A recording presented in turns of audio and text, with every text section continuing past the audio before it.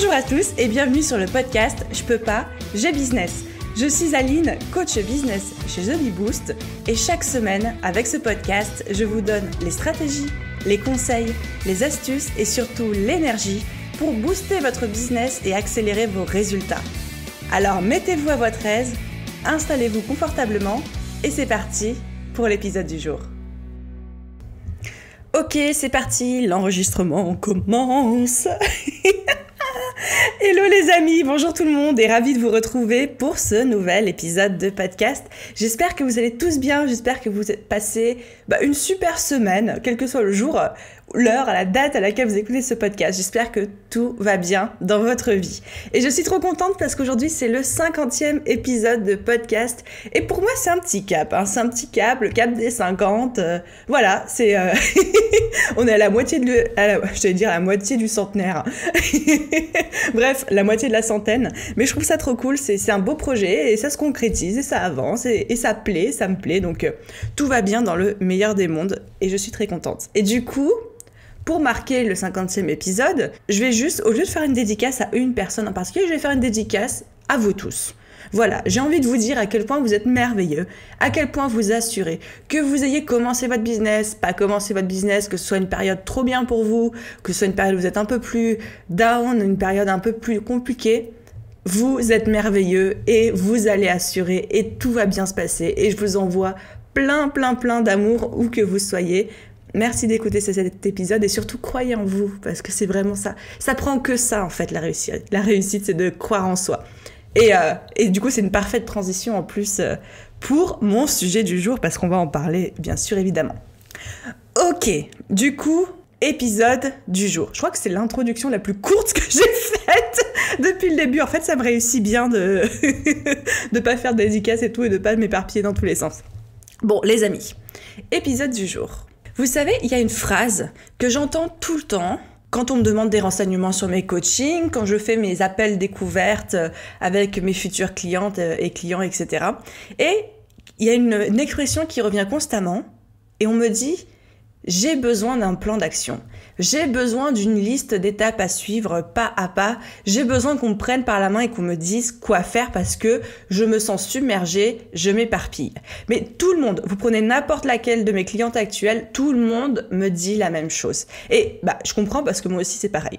Et c'est vrai que là, le coaching, c'est vraiment quelque chose qui peut beaucoup aider parce que votre coach, justement, il va vous aider à définir quelles sont les priorités, dans quelle heure il faut faire les choses et quelles sont les actions à mettre en place. Et comme ça, vous allez avoir cette fameuse liste d'étapes, ce fameux plan d'action à suivre pas à pas. Mais pour ceux qui ne font pas appel à un coach ou qui n'ont pas envie, qui n'ont pas les moyens ou qui ont juste envie d'aborder le sujet de manière un peu plus globale, un peu plus superficielle, sans entrer dans les détails, etc.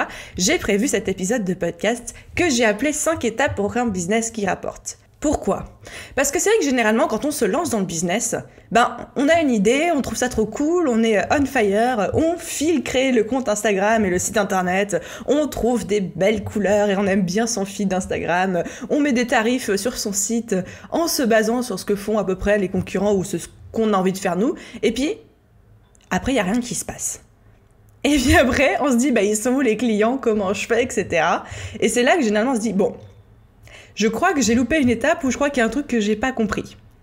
Et c'est normal. Et oui, effectivement, il y a des étapes cruciales quand on monte un business qu'il faut faire. Et des étapes, si possible, qu'il faut faire dans l'ordre pour gagner en efficacité, gagner en rentabilité et ne pas s'éparpiller de partout, justement, dans tous les sens. Imaginez, c'est un petit peu comme les caplas. Vous voyez les caplas de quand on était gamin, là, c'est le jeu avec ces bouts de bois. C'est pareil. Tu peux pas poser les caplas du dessus en premier. Il faut d'abord poser ceux du dessous. Et si ceux du dessous, ils sont pas stables, s'ils sont pas solides, s'ils sont pas bien posés, le reste va être un petit peu bancal. Un business, c'est exactement comme une pyramide de caplas. C'est-à-dire qu'il y a des bases solides à poser, pas n'importe comment, d'une manière bien spécifique, et ensuite on va construire sur cette base. Et tout le côté perceptible de l'extérieur, le côté entre guillemets public de votre business, c'est-à-dire vos réseaux sociaux, votre site internet, vos tarifs si vous affichez, votre communication, ça c'est le haut de la pyramide les amis. Mais on ne commence pas par ça quand on lance un business. Enfin, il y en a plein qui commencent par ça. Moi aussi, quand j'ai commencé par ça. Parce qu'on ne s'imagine pas de tout le travail en amont que ça demande et qu'il faut faire. Donc, cet épisode aujourd'hui vous concerne si, vous êtes en train de créer votre business, mais aussi si votre business est déjà en place, mais qu'aujourd'hui, vous manquez de clients et de chiffre d'affaires, ou alors que vous voulez juste passer à la vitesse supérieure. Parce que dans cet épisode, on va aborder les 5 points d'un business solide, les 5 cas-plats de base. Enfin, même pas que de base, mais genre les 5 grosses catégories de cas-plats. Oula, je sens qu'elle va aller loin cette métaphore. Et figurez-vous que quand on a un business et qu'on est en train de le construire, ou quand on veut travailler dessus, ou quand on veut le scaler, c'est-à-dire commencer à le faire grossir, on en revient toujours à ces 5 piliers qu'on va aborder aujourd'hui. On en revient toujours et on se dit, ok, lequel il faut que je travaille pour arriver à mon objectif. C'est toujours la même chose. Il n'y a pas de recette magique. Enfin, si vous voulez la recette magique, je vais vous la donner. C'est les 5 trucs dont on va parler. Donc, ces 5 piliers nécessaires, obligatoires pour tous les types de business et qui vont être les bases sur lesquelles vous allez travailler constamment encore et encore et encore pour faire évoluer votre entreprise.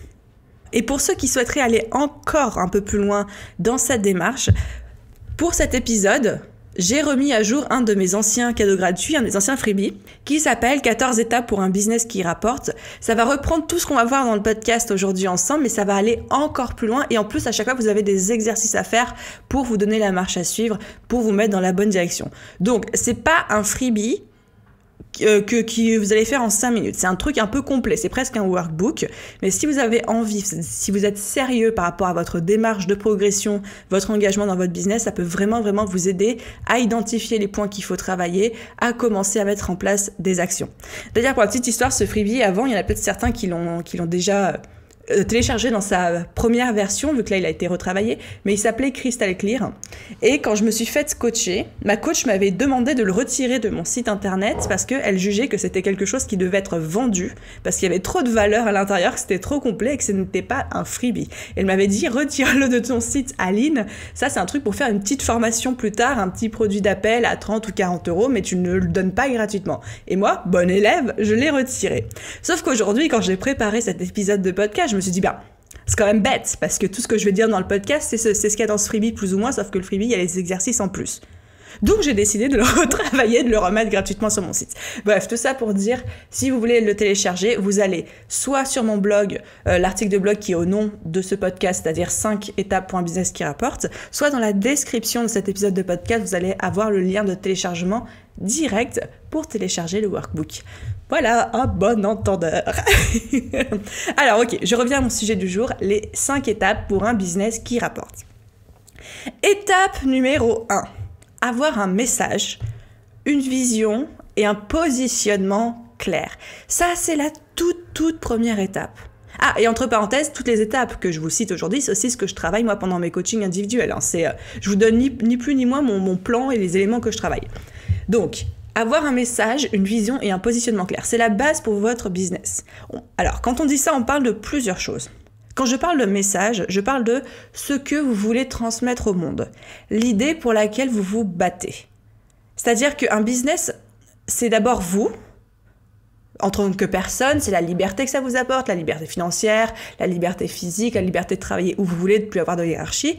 Mais moi, je crois foncièrement, dans mes tripes, à un business qui dépasse un petit peu ça, à une idée qui va un petit peu plus loin, et c'est un peu votre pourquoi. C'est un petit peu pourquoi vous faites ça en dehors de vous, pourquoi vous le faites pour les autres. Quelle est la différence que vous faites?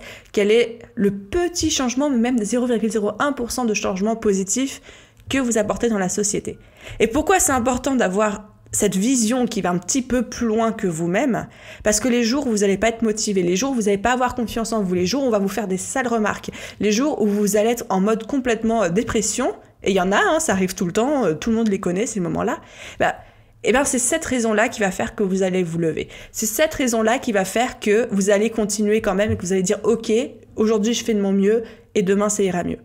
C'est le pourquoi, mais qui est un petit peu plus grand que vous. Vous sentez. Voilà, j'espère que vous saisissez l'idée. Moi, par exemple, dans mon business, mon pourquoi, c'est me dire, je ne supporte pas l'idée de dire que être un business, c'est compliqué en France. Et je ne supporte pas l'idée de me dire qu'il y a des gens qui ont un potentiel de dingue et qui ont vraiment des choses à apporter à la société, qui ont des idées de dingo pour nous faire évoluer le monde, pour le rendre un petit peu meilleur. Et que ces gens-là ne se lancent pas parce qu'ils ne savent pas comment faire et parce qu'ils n'ont personne pour leur dire quoi faire, comment le faire, dans quel ordre et leur donner le soutien. Et je ne supporte pas cette idée que parce qu'on n'a pas de soutien et pas d'information, on se lance pas et on fait pas cette différence qu'on peut faire dans le monde. Ça me dépasse. Donc les jours où moi j'ai pas envie de me lever parce que je suis démotivée, parce que j'ai fait l'erreur de scroller sur Instagram en me levant et que je me rends compte que tout le monde il fait mieux les choses que moi et puis tout le monde il est mieux et puis moi je suis une grosse merde. Non, parce que on a tous ces périodes-là. Et dans ces moments-là, c'est mon pourquoi, ce que je viens de vous dire, qui fait que je vais me lever. Et qui fait que je vais y aller quand même et que je me dis non. T'as quelque chose à dire, t'as des gens à aider, lève-toi. Donc c'est pour ça c'est important d'avoir ce message et de le connaître. Ensuite, quand on parle de vision, parce que l'étape 1 c'est ça, c'est le message, la vision et le positionnement. Donc on a parlé du message, du pourquoi vous faites ça. Encore une fois, le pourquoi c'est le pourquoi pour vous, de manière très égoïste, et le pourquoi pour les autres. Donc on a un pourquoi plutôt tourné vers l'intérieur et un pourquoi tourné vers l'extérieur. Ensuite, la vision. La vision, c'est la vision du business que vous voulez construire et du monde que vous voulez construire. Parce qu'un business qui rapporte, un business qui avance, un business qui progresse, un business qui a une vision. Votre business ne peut pas progresser si vous ne savez pas où vous voulez aller. C'est comme si c'est comme si vous voulez vous déplacer, vous êtes dans la voiture, mais vous mettez pas le GPS. Là, vous allez peut-être aller très vite, mais nulle part, si vous savez pas où vous voulez aller. Donc, quelle est la direction que vous avez rentrée dans le GPS de votre business? Est-ce que vous voulez être un gros business, un petit business, des salariés, pas de salariés, travailler en mode digital nomade de partout dans le monde, ou pas? Est-ce que vous avez des partenaires, ou pas? Est-ce que vous avez des freelances, ou pas? Combien d'heures? Quelle est la vision de votre business? Quel est le business que vous imaginez pour votre futur? Il n'y a pas de bonne ou de mauvaise réponse là-dedans. Chacun construit le business qu'il veut. Mais il faut savoir, dans votre tête, dans votre cœur, ce que vous voulez construire pour vous, pour votre famille et encore une fois, pour le monde. Et ensuite, le troisième point, c'est le positionnement. Donc, qui découle un petit peu des points précédents. Donc, vous voyez, tout se construit d'une manière très, très, très logique. Des heures et des heures de réflexion. Donc le positionnement, c'est la place que vous voulez prendre sur votre marché et comment vous allez vous différencier de vos concurrents.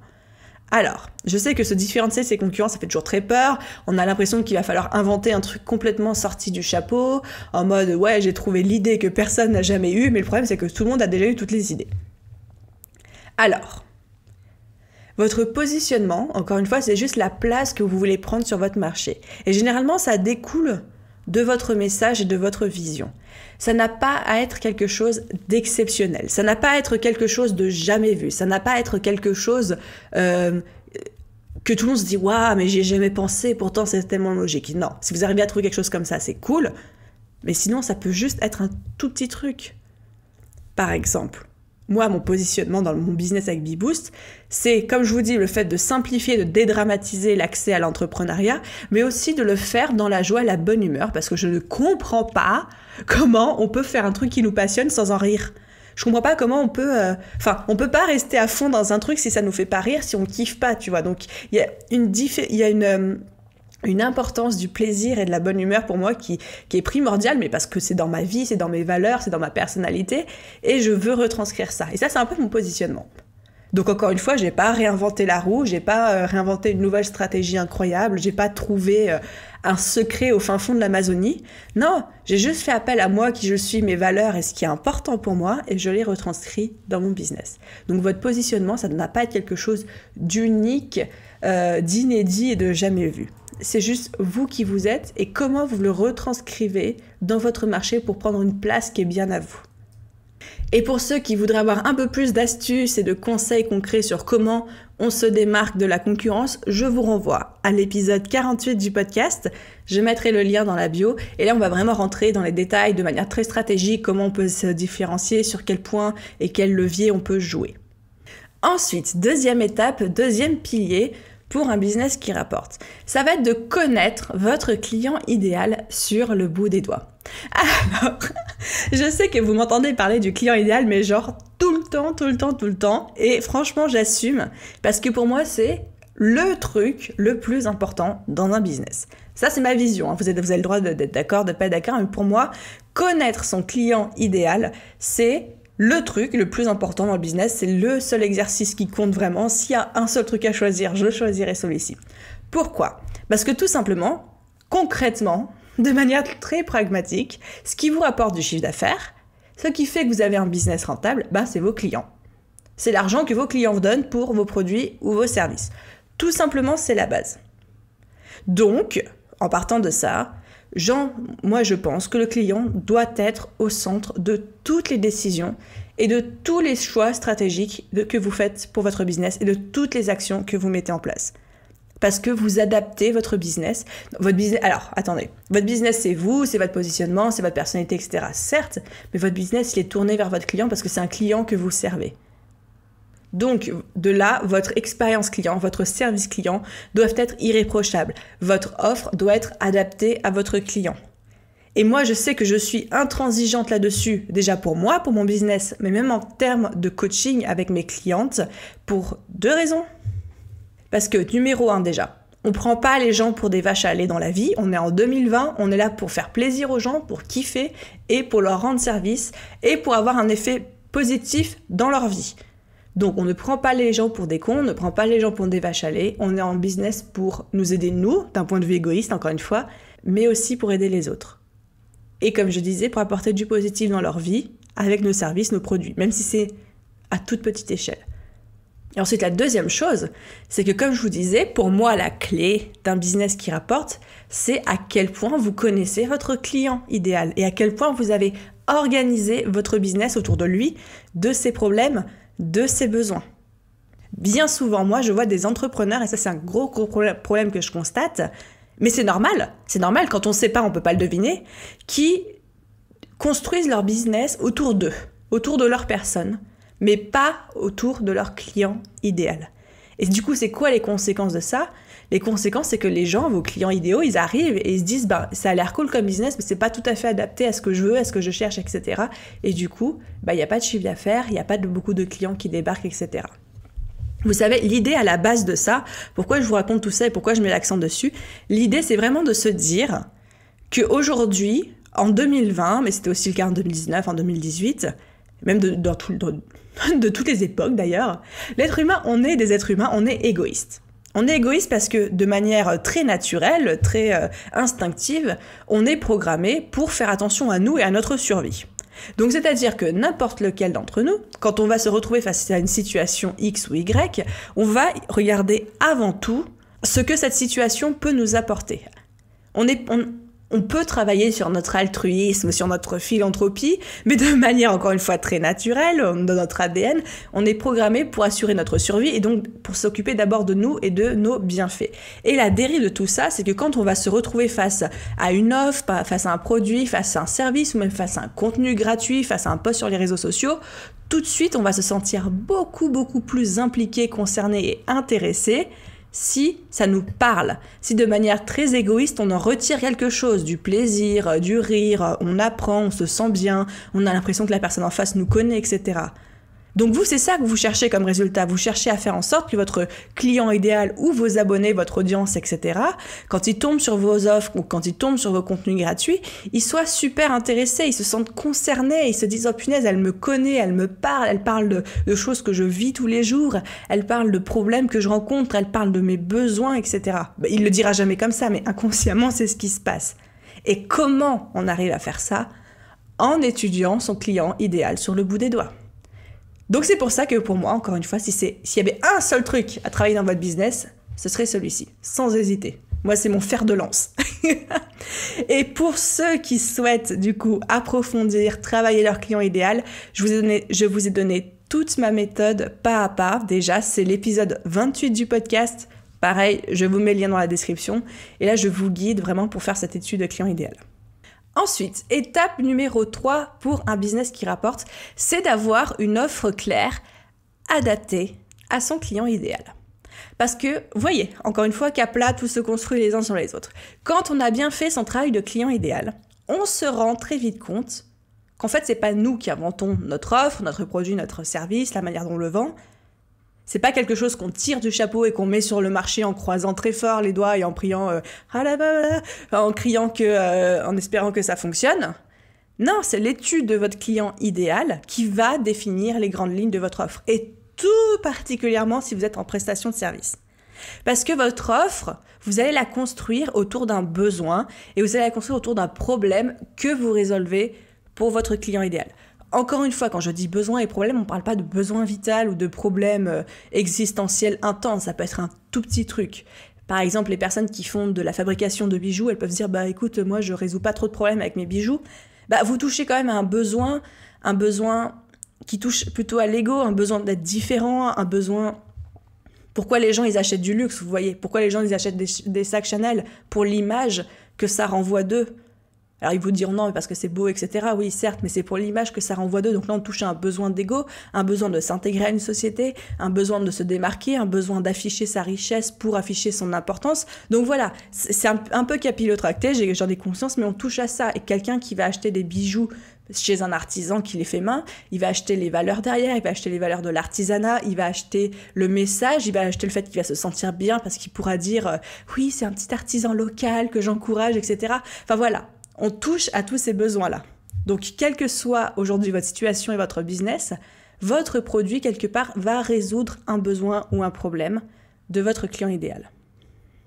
Et donc, c'est l'étude de votre client idéal, on en a parlé juste avant, qui va définir les grandes lignes de votre offre et que vous allez la construire autour de ça. Alors, évidemment, je ne dis pas que vous n'allez jamais pouvoir utiliser les supports que vous voulez, le type de produit que vous voulez, etc. Mais simplement de toujours garder en tête votre client idéal dans le viseur. Est-ce que ça lui correspond? Est-ce que c'est ce qu'il attend de moi? Un autre exemple par rapport à tout ça, en ce moment j'ai pas mal de clientes, c'est drôle ça d'ailleurs, en ce moment j'ai pas mal de clientes qui travaillent sur des sites internet, qui sont web designers, développeuses, etc. et qui se concentrent sur la cible des entrepreneurs. Donc elles construisent des sites internet pour les entrepreneurs.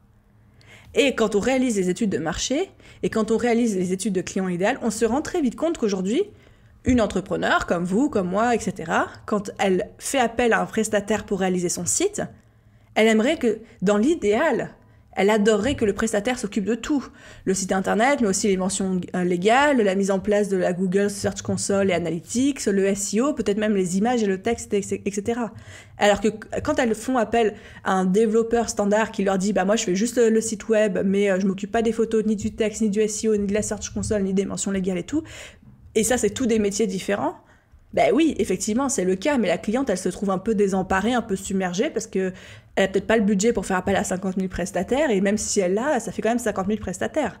Alors, imaginez une offre, si aujourd'hui vous êtes web développeur, mais imaginez une offre ou web designer, où vous vous occupez de tout, que ce soit vous-même ou en le déléguant à quelqu'un, ou en faisant appel à des prestataires, ou même juste en disant à votre cliente, moi je fais pas tout ça, mais j'ai plein de contacts et je vous mets en contact avec mon réseau. Mais là, vous répondez à un vrai besoin qui est une solution clé en main parce que votre cliente ne maîtrise pas tous les métiers du web et n'a pas conscience de tous ces acteurs différents. Vous voyez un petit peu, c'est un peu cette idée de ne pas vous juste faire bêtement votre métier, mais de vous demander quel est le besoin en face, quelle est la solution rêvée de votre client en face et de créer votre offre autour de ce besoin-là. Ok, on arrive à présent à l'étape numéro 4 pour un business qui rapporte. Évidemment, une fois qu'on a le message, le positionnement, une fois qu'on a le client idéal, une fois qu'on a l'offre, on met en place une stratégie de communication et de prospection. Et vous voyez, c'est seulement la 4e étape, c'est pas la première, c'est la 4e. C'est seulement maintenant qu'on va commencer à communiquer autour de notre projet. Avant, on posait les bases de clarté, message, client, offre, et maintenant on va commencer à en parler. Parce que comme l'offre, la stratégie de com, elle se construit autour de votre client idéal. On va pas se mettre sur Instagram parce qu'on aime ça. On va pas se mettre sur LinkedIn parce que tout le monde dit en ce moment que c'est le réseau social à la mode. On va pas se mettre à créer des podcasts parce qu'on trouve ça trop cool et que nous on adore en écouter. Non. On le fait parce que c'est là que votre client idéal est et qui en plus il est réceptif à votre message. Donc oui, évidemment, il faut que vous soyez à l'aise avec tous ces éléments. Il faut que vous soyez content d'être sur Instagram si votre client idéal y est aussi. Mais s'il n'y est pas, c'est un peu un coup d'épée dans l'eau d'être présent sur un réseau social que lui ne maîtrise pas. Vous voyez d'où l'importance de faire votre étude de client idéal, de savoir où il passe son temps, de savoir quels réseaux sociaux il utilise, de savoir quel type de contenu il consomme, s'il est plutôt vidéo, s'il est plutôt podcast parce qu'il n'a pas le temps, s'il est plutôt article de blog parce qu'il préfère lire. Ça, c'est votre travail de le découvrir. Et ensuite, de vous adapter par rapport à ça. Et ensuite, il y a une autre dimension qui est un petit peu importante dans cette dimension stratégie de communication, c'est qu'il faut que votre client idéal soit réceptif à votre message. C'est-à-dire que, par exemple, je donne un exemple un peu caricatural, mais c'est que vous compreniez. Si vous vendez des sextoys et que d'un coup, vous êtes sur LinkedIn et que vous faites de la pub sur LinkedIn, mais peut-être que ça va pas tout à fait marcher, parce que c'est pas que votre client il est pas sur LinkedIn, évidemment qu'il y est, mais il est peut-être pas réceptif à ce type de message. Autre exemple, si vous êtes sur Instagram et que votre business c'est, qu'est-ce que je pourrais dire ? Et que votre business c'est des pompes funèbres, est-ce que Instagram c'est la meilleure plateforme pour communiquer ? Je sais pas. Oui, votre client idéal y est, très certainement, mais est-ce qu'il va avoir envie de croiser votre message sur Instagram ? Ça, je ne sais pas. Donc voilà, il y a cette double observation à faire de où est mon client idéal et sur quelle plateforme il est réceptif à mon message. Sur LinkedIn, on va être réceptif à des messages peut-être un peu plus professionnels, un petit peu du monde plus de l'ordre entreprise, même si c'est en train de changer. Sur Instagram, ça va être plus vie quotidienne, ça va être plus lifestyle, ça va être plus familier. Sur des réseaux comme TikTok, ça va être vraiment pour le rire, pour les mises en situation, pour la danse, etc. Chaque plateforme a ses codes et chaque plateforme est associée à des états, à des humeurs particulières. Donc, n'hésitez pas à prendre ça en plus en compte par rapport à votre client idéal. Ensuite, une fois qu'on a une stratégie de communication, etc., il faut aussi mettre en place une stratégie de prospection. Ah, le gros mot, la prospection. Je vais vous la faire courte parce que j'ai pas envie de faire un podcast qui fait 3 heures, mais je vais vous dire comment je travaille cette partie-là pendant mes coachings, pendant mes accompagnements. Il faut voir la prospection comme une trottinette. Donc une trottinette, ça roule, ça va vite, ça roule tout seul, mais de temps en temps, il faut lui donner des petites impulsions, il faut donner un coup de patte pour que ça avance et lui redonner de la vitesse. Donc, quand ça roule tout seul, c'est la prospection indirecte. C'est-à-dire, c'est votre stratégie de contenu, c'est vos réseaux sociaux, etc. C'est le contenu que vous allez publier régulièrement, mais qui va vous apporter des clients, qui va construire la confiance, votre légitimité, votre crédibilité, qui va permettre aux gens de vous découvrir. Donc ça, c'est super. Mais dans beaucoup de cas, ça ne suffit pas. Il y a des gens pour qui ça suffit, c'est top, je suis contente pour vous si c'est votre cas, mais des fois, ça suffit pas. Et des fois, il faut mettre des petits coups d'impulsion pour optimiser cette prospection indirecte. Et les coups, les petites impulsions, ça va être votre prospection directe. Ce sera des petits coups d'accélérateur. Alors ça, la prospection plutôt directe, ça dépend vraiment en fonction de votre business, de votre personnalité à vous. Ça peut être du démarchage direct, ça peut être du démarchage indirect, ça peut être, j'en sais rien moi, mais ça peut être aussi bien aller distribuer des flyers que d'aller faire des interviews chez d'autres podcasts, ou d'écrire des articles invités, ou d'aller dans des événements, ou de faire des talks, ou de parler sur scène, enfin, ça peut être n'importe quoi. Ça peut être n'importe quoi tant que c'est aligné à votre personnalité et à vos valeurs. Et ça, c'est mon dernier point par rapport à la prospection. La prospection, ça ne veut pas dire appeler au téléphone des gens qui en ont rien à foutre pour les supplier de vous donner de leur argent. C'est pas ça la prospection. Là, une prospection, je veux dire, on est en 2020 s'il vous plaît, une prospection ne doit pas aller à l'encontre de qui vous êtes, de votre personnalité et de vos valeurs. Il y a d'autres manières de faire que les appels au téléphone. Mais encore une fois, je ne peux pas trop vous donner d'exemple ici parce que ça va être vraiment différent en fonction de chaque business, de chaque personnalité. Mais sachez qu'en tout cas, prospecter ne veut pas dire appeler au téléphone, prospecter ne veut pas dire aller supplier les gens, et prospecter ne veut pas dire aller jouer les vendeurs de tapis. Il y a des milliers d'autres manières de faire.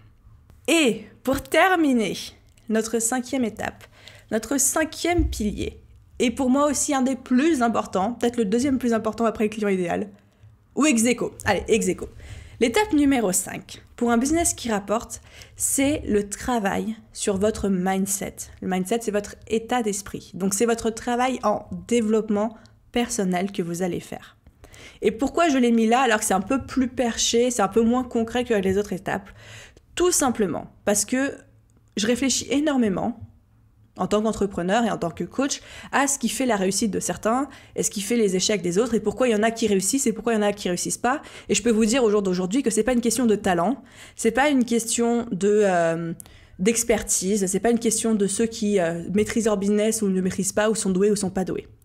C'est une question de communication et de marketing. Et qu'est-ce qui fait qu'une communication ou un marketing va être efficace, qu'une prospection va être efficace ? C'est l'état d'esprit qu'il y a derrière. C'est la confiance en vous que vous allez avoir en vous-même. C'est la confiance que vous allez avoir en vous-même. C'est l'état d'esprit dans lequel vous allez faire les choses. C'est votre capacité à vous relever après les échecs. C'est votre résilience face aux problèmes. C'est votre capacité à ne pas prendre personnellement tous les refus, tous les non, toutes les remarques qu'on va pouvoir vous faire. C'est votre façon de régler les problèmes avec votre client. C'est votre manière de vous exprimer, de parler de votre business. C'est tout ça qui va faire la différence. Et ça s'appelle un mindset. Ça s'appelle un état d'esprit. Un état d'esprit entrepreneurial. Il faut comprendre une chose, c'est que quand vous êtes entrepreneur, vous n'êtes pas juste un prestataire de service ou juste un freelance ou juste un vendeur de tel ou tel produit. Non, ça c'est 30% de votre activité au plus, maximum. Votre vrai métier, c'est d'être entrepreneur. Votre passion, ce que vous faites, ce que vous vendez, ça va être 30% de votre taux de votre temps. Le reste, ça va être du commercial, de l'administratif, de la compta, du service client, de la réflexion stratégique, de la gestion d'entreprise. Ça va être plein de choses. Donc, il faut que vous soyez passionné par le métier d'entrepreneur encore plus, voire autant ou encore plus, que par ce que vous faites de base et ce que vous vendez de base. Et ça, c'est hyper important. Alors, comment on travaille sur son mindset ? Comment on développe sa confiance en soi pour arriver à faire tout ce que j'ai cité avant ? Déjà, j'ai envie de vous dire que c'est possible. Si vous m'aviez connu il y a 5 ans, 6 ans, 10 ans, pas la même fille. Moi, j'ai toujours été la petite nana qui genre, j'avais le cœur qui battait et j'avais l'impression que j'allais faire un malaise dès qu'il fallait parler en classe. Je levais jamais le doigt parce que j'avais trop peur de parler. J'étais toujours hyper timide, hyper discrète, hyper réservée. Jamais un mot plus haut que l'autre, jamais une expression plus haute que l'autre, etc. Je manquais cruellement de confiance en moi. Je ne vivais qu'à travers le regard des autres et j'étais toujours en train de rechercher l'approbation des autres. Vraiment, mais genre, je suis partie du plus bas qu'on pouvait partir, très clairement. Alors, comment on travaille sur un mindset pour se construire un mindset d'entrepreneur ? On regarde des vidéos YouTube, on lit des livres, on parle avec d'autres entrepreneurs, on écoute des podcasts, on écoute des interviews et surtout, on passe à l'action. On implémente dans son quotidien des petites choses, on travaille sur soi, on met en place de nouvelles habitudes.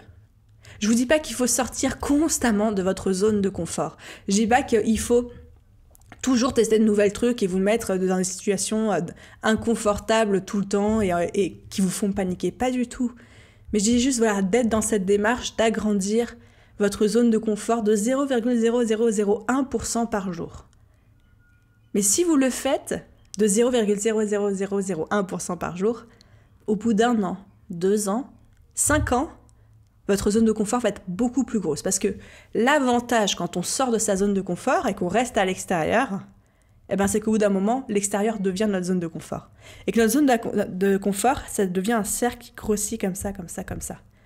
Donc, demandez-vous, aujourd'hui, quel est le 0,00001% que je peux faire pour sortir de ma zone de confort ?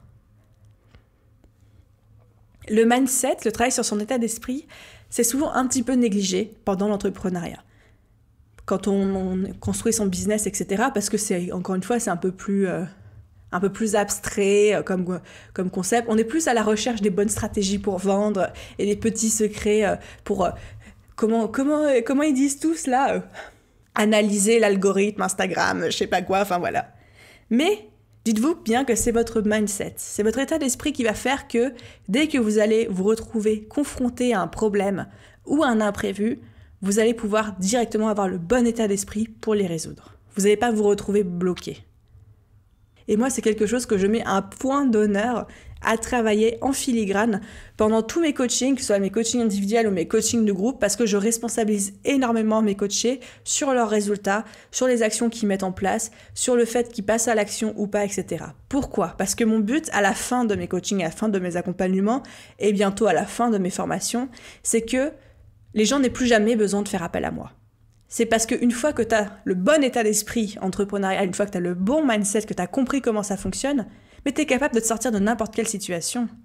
Même les choses que tu sais pas, tu sais comment aller les apprendre, tu sais comment aller les chercher, les informations que tu n'as pas, plutôt que de dire « Oh, mais ça, je sais pas, je vais pas y arriver », mais direct, tu vas savoir comment mettre en place un plan d'action pour le faire parce que tu auras cet état d'esprit-là.